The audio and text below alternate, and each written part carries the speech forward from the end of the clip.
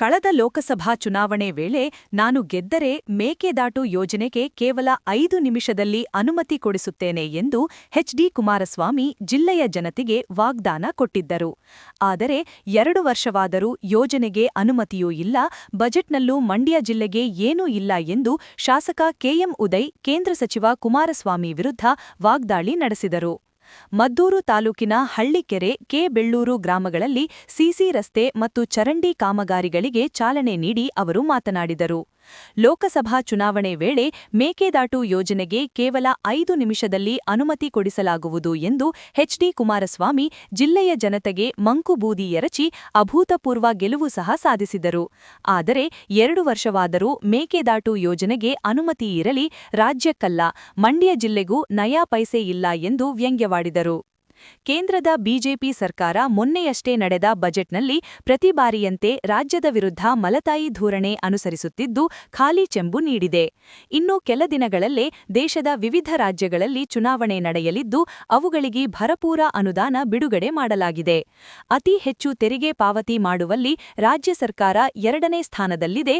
ಆದರೂ ಅನುದಾನ ಬಿಡುಗಡೆ ಮಾಡುವಲ್ಲಿ ಮಲತಾಯಿ ಧೋರಣೆ ಅನುಸರಿಸುತ್ತಿದೆ ಎಂದು ಬೇಸರ ವ್ಯಕ್ತಪಡಿಸಿದರು.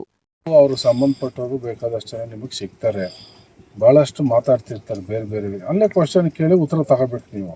ಈಗ ಅವರು ಮಾಡಬೇಕಾಗಿದ್ದು ಜವಾಬ್ದಾರಿ ಅವ್ರದ್ದು.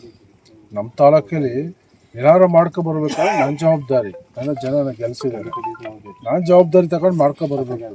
ಸರ್ಕಾರಕ್ಕೆ ಬಿಟ್ಟು ತೋರಿಸೋದು ಸರ್ಕಾರದವ್ರು ಮಾಡಿಕೊಟ್ಟಿಲ್ಲ ಅಂತ ನಾನು ಹೇಳ್ಬಾರ್ದು.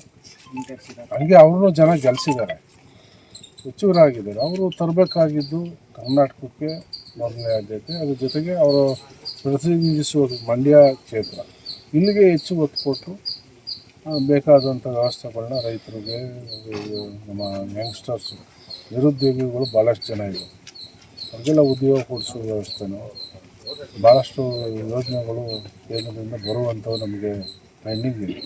ಅವೆಲ್ಲವನ್ನು ಅವರು ಪಟ್ಟಿ ಮಾಡಿಕೊಂಡು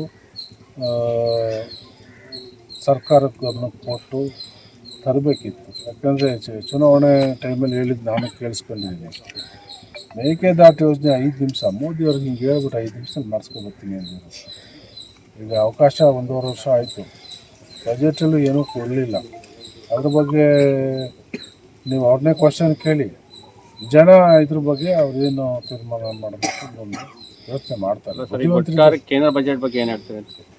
ಏನೇನು ಇಲ್ವಲ್ಲ, ನಮಗೆ ಪಂಗನಾಮ ಮೂರ್ನಾಮ ಯಾರು ಹಾಕಿದ್ರು ಮೊನ್ನೆ ನೋಡಿದೆ ಫೇಸ್ಬುಕ್ಕಲ್ಲಿ.